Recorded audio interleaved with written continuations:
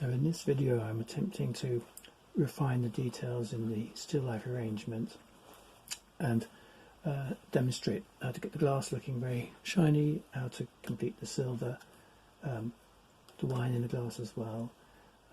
I've more or less completed the cloth and the cheese and so on, the dish. Just to note a couple of things that I've done in between. The grapes on the dish, I haven't quite finished the grapes actually, I'm going to demonstrate those. Where they sit, the light grapes actually reflect a little bit of light into the edge of the red area of the dish. So you just get these changes of light as you go around. Little details like that help. You get tiny shadows underneath the edge of the knife, for example, both on the white of the dish and on the red. In the marble here, I need to overpaint it with a lighter glaze. It's a bit too dark at the moment, and on top it's lighter. But what I wanted to do is lighten it and produce a sort of marbly pattern. So I'm just mixing up a simple grey again with burnt umber and ultramarine blue.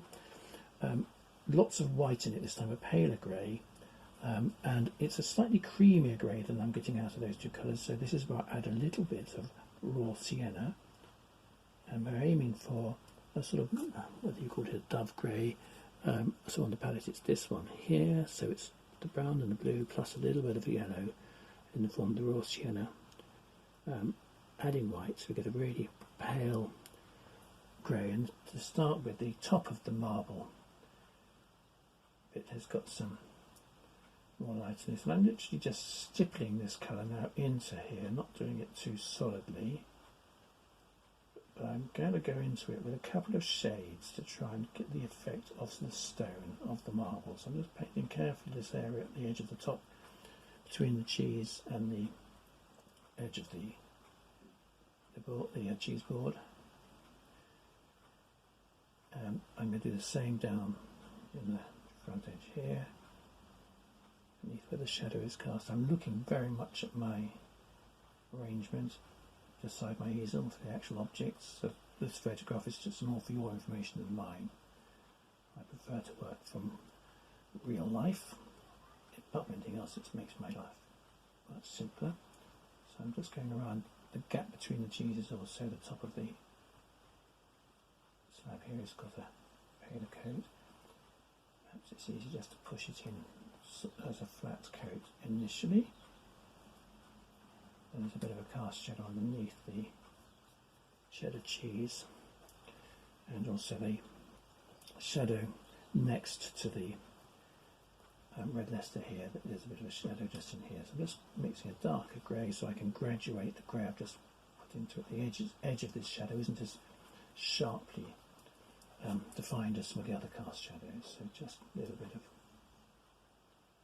turn in there to graduate in. But the idea now is to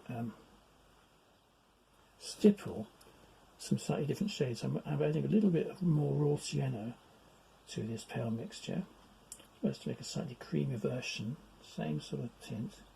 I'm just going to flick that in with little specks and splurges to give the illusion of the marble. So if you've got a wooden cutting board, which is obviously quite common, you can do the same sort of effect with wood, just stippling in or stroking in the different grains in the wood to make it look authentic. The other thing I'm going to do is just where I've met the shadow underneath the cheese to the right, I'm just putting a light darker shade in, going to overpaint that. With acrylics, once one layer is dry, you often have to overpaint another layer if you want to blend it, which is what I'm now doing. I'm just running my damp brush down on the edge of that shadow, so it just softens in. And I think a lot of the authenticity in a still life is about the edges, about where edges are either soft or sharp, where shadows are cast, and whether those edges are sufficiently graded in. I'm now just putting in a little darker grey, just flowing into here just to try and suggest that texture. So I'm using a number 2 detail brush to do this. because it's such a small area, if I was working on a big area doing what you could call trompe l'oeil, where you're trying to create the illusion of a surface, of a different surface, you can make a trompe l'oeil wooden painting, for example, where you're doing that, you want to, hang on, on a bigger area, you can use things like fan brushes and so on to create the graining of wood. So these little areas here, you can use still quite thick paint to do this, although sometimes just little thin washes of colour sometimes give the effect as well. So there we are, just some little touches that hopefully add to the illusion. I did soften this cast shadow underneath the blade. I noticed looking at my arrangement actually that for some reason this shadow goes paler here than it does underneath the other parts of the plate. The grapes I've been using, a very simple mixture here, well, mostly cadmium yellow and white with a tiny bit of ultramarine in it, so you get this lovely pale green, very delicate pale green, and you have to use a bright yellow to get this effect. But you're also, in my green, there's white. So if you're mixing this as a watercolourist, it's a very delicate colour to get a nice light green grape. And a very simple way of doing a grape to make it look like it's actually sort of semi-transparent is you can paint it all one colour to start with, and then what you're going to get is with a grape, same as with painting eyes in a portrait, it's a similar effect. I'm just going to enlarge this grape over here too, to make it look a bit more in scale with the other ones. What you get is light bouncing off the grape, creating a reflection. You'll get the light going into the grape as well and refracting out of it. So if you, I'll give you a close-up of this later on. So we've got a bit of reflection on top of the grape, and the reflection, interestingly, isn't just a white colour, it's got a little bit of blue in it. So it's a very pale version of the same green with a little bit of blue added from the ultramarine. It's because the sky colour, the outside light, is just putting a little bit of light on this grape. So it's not really a white highlight, it's a pale blue highlight. And it does merge in. So I'm placing it with this brush, just going slightly lighter on this one. And I'm going to get a second brush, just a little detail brush. I put it into my pot of water just to dampen it, so it's just a number, I think it's number 1 actually in this instance. And that little brush, just there we go, just soften that edge, just blur that colour into the surrounding area, as the reflection is a very delicate one on the grape. So that gives that. But the other thing that happens in a grape is the opposite side of the grape is where the refraction occurs. So you may notice if you look at if you've got some grapes that you get a bit of a yellower area in the grape on the opposite side, and that will make the grape look transparent. Let me just bring this grape up to show you for these two grapes. So there's the painting, coming closer, and you can see the light going through and back again. There we go.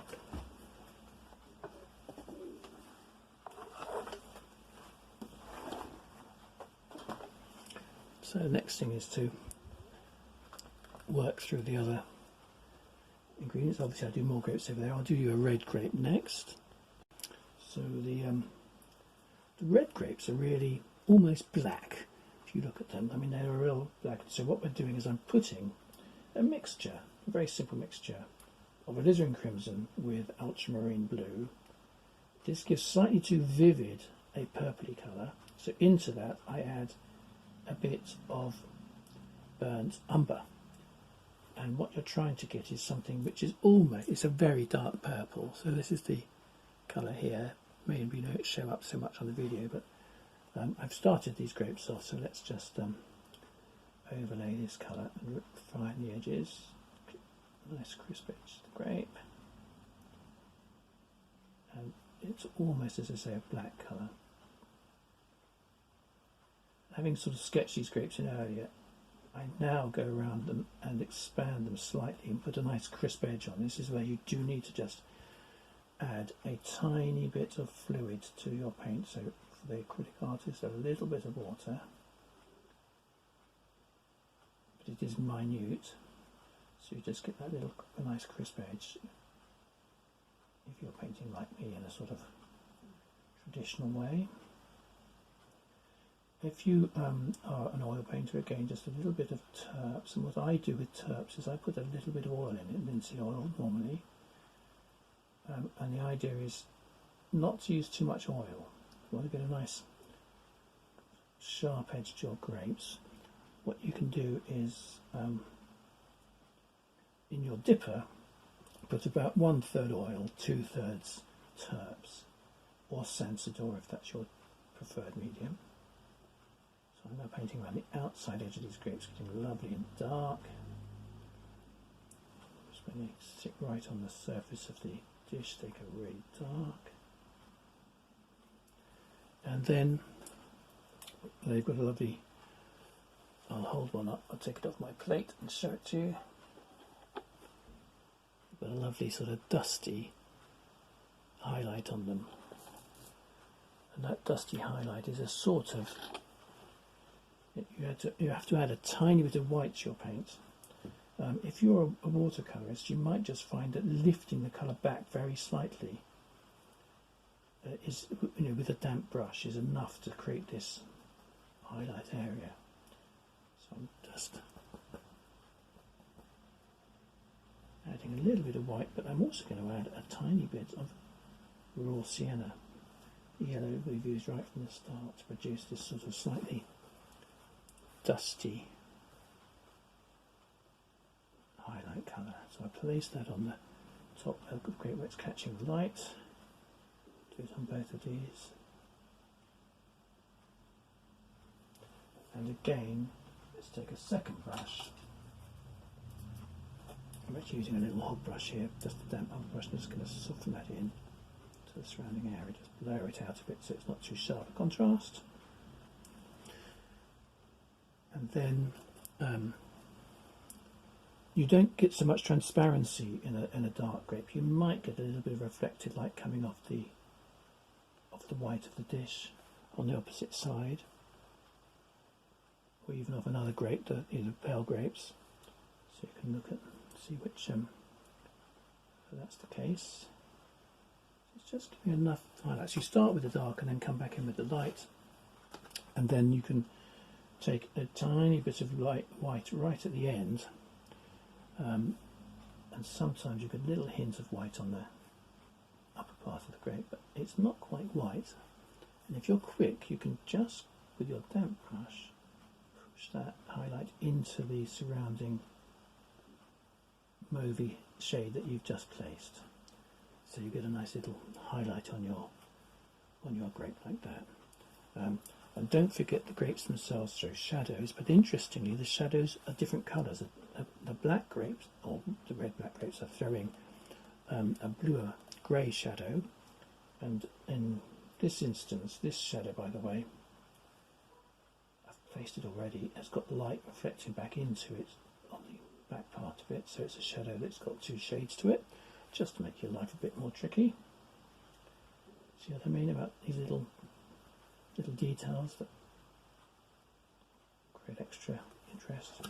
So that's a shadow that is two shades. The grape here is creating a little dark shadow right underneath it here, but it's also continuing into the red. So that goes in there, and again I'm just going to clean, I'm actually going to clean the same brush because it's got a sharp edge in it. I'm just going to soften the edge of that shadow out.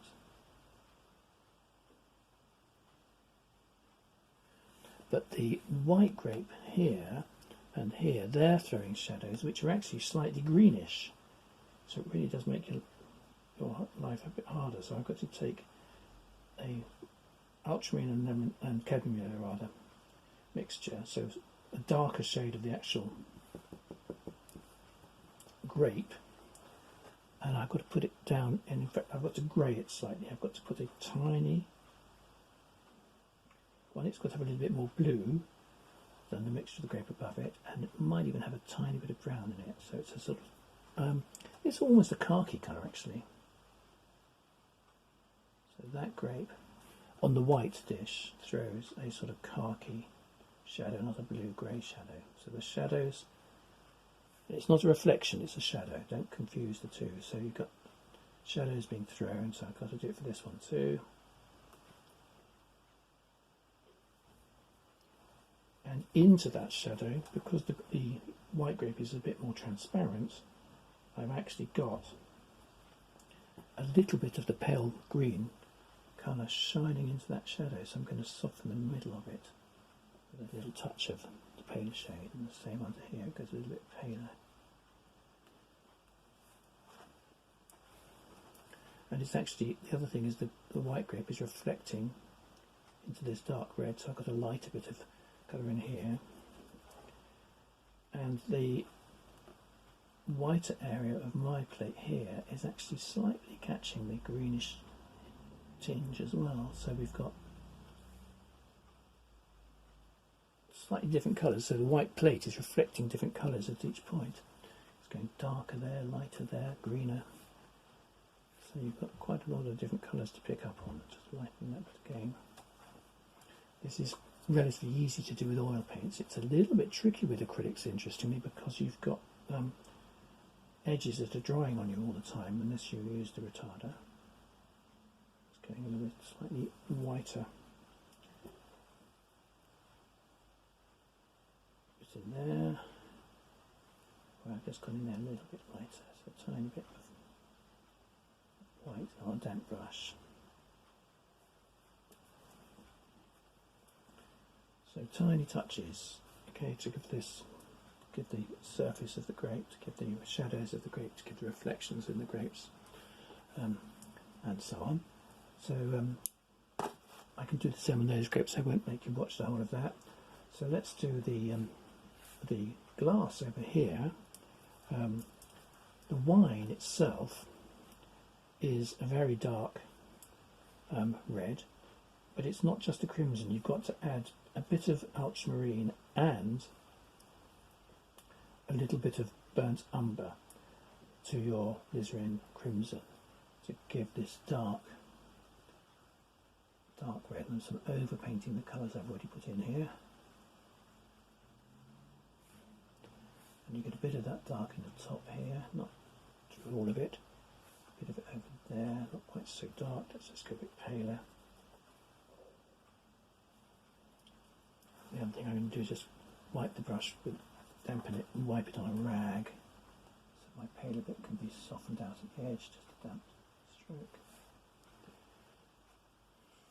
And the other little trick is into the really dark reds, you get little flashes of a sort of bright pinky red. But the point is, if you add too much white, that pink doesn't quite look right. So what I'm doing is I'm adding white and a little bit of cadmium orange to get a sort of brighter pink.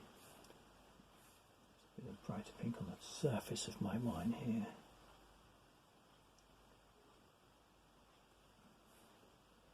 And down underneath here in the glass itself, little things happen in the glass. Again, if you look at your photo, you'll see these different colours appearing in your glass. So look out for the odd colours. There's a nice little sort of, actually it's almost a peachy colour in the base of this glass down here, which is a bit of cadmium orange that I use for the cheese, and actually a bit of raw sienna. So it's cadmium orange, raw sienna and white. There's a little bit of colour here. It's almost like I think it's what's happening is the wall here is somehow refracting through this glass, and it also, that colour picks up interestingly, same colour. So just mixing a bit more of it, cadmium orange, raw sienna and white, and there's a little bit of it underneath here. I've got a highlight on the rim. It's just a thin bit of it. You can barely see it in the photograph. I'll have a look through the photographs and see if there's one that shows it up a bit more. And it's the sort of thing sometimes you just can't see it with the photograph, but you can see it with your own setup. It's a sort of detail. I mean, it's not going to make or break the picture, but if you can see it, put it in. If you can't, don't. Because really, it's all about interpretation. You've got to be true to what you can see. Again, I'll send a print of the painting I've done, so you can have a look and see if it works in my painting. And if it works in my painting, and you want to copy it, then please do. So some little touches like that. And again, I'm having to use tiny bits of moisture in the brush now to get into these smaller detailed areas. So in order to give the sharp edges that you need in these objects. That's the same, something of this colour also through the other side of the glass here, so it comes in, mixing a bit more, comes in through here, and it's because we're seeing the wall through the glass. But it's not quite the same colour as the wall. In some areas it's slightly lighter, so a little bit of white.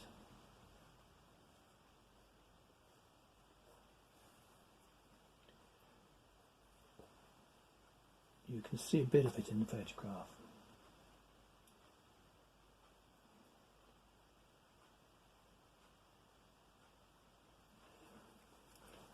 If I quickly dampen my brush, give it a wipe on a rag, clean bit of rag or kitchen tissue, I can just soften that one slightly. It isn't quite as sharp as some of the other highlights are.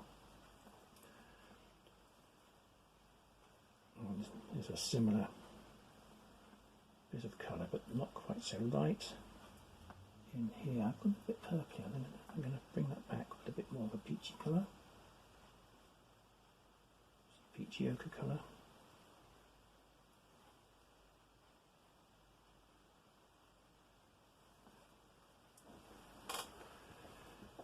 And then really with glass, it's just about where do you see the real bright highlights. So in the base of this glass here, I've almost got white. So almost, just very close to white. I've got some on the stem. Let's do these clear bits of glass as well. And there's white on this rim here. It's not the whole way round, it's only on this bit and that bit.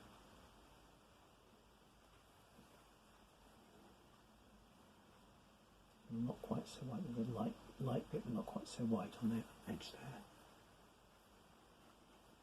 And the other thing that happens in the glass, by the way, the top rim, it's a sort of grey, a greeny grey, and it's where the glass itself, if you look at a thick bit of glass, sometimes it has a hint of colour in it. So this rim goes from where it's reflecting white to a sort of slightly greeny grey before it comes back to a lighter shade there. So it's about, there's lots of little subtle touches like this which will hopefully bring that to life. And you can see how the background colour coming through the glass is absolutely essential to create the illusion. There's also a lighter bit coming through here. So if you've set up your own glass, as I say, it could be slightly different, well it could be very different, because it all depends on the light that's in your room. It depends on the arrangement and how you set it up relative to that light, and it also depends on the context. So you may have a slightly different colour wall, you may have different colour cloth, etc. All those things will affect the colours you see. So if you find you can't get the slightly lighter colours in your red, another option is to use a little bit of cadmium red. So I've got some cadmium red here. Cadmium red and the crimson together. So just putting a bit there. So the orange might be slightly too orange. So here we are, I'm going to just put a bit of cadmium red to produce with the crimson to produce a slightly brighter red at the edge of that bit and in there. And again, when you add white to this mixture, you don't want it to go too white, too chalky. So just be careful how much colour you put in.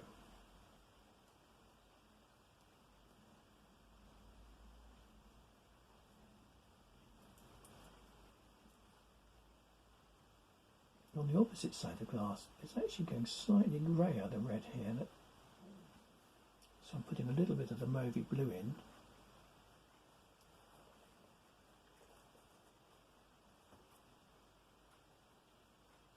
As I come up higher, it goes slightly greyer. So this bit of glass here goes slightly greyer.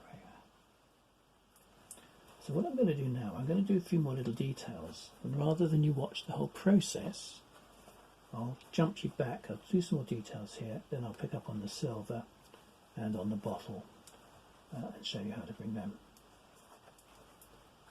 up to a suitable finish.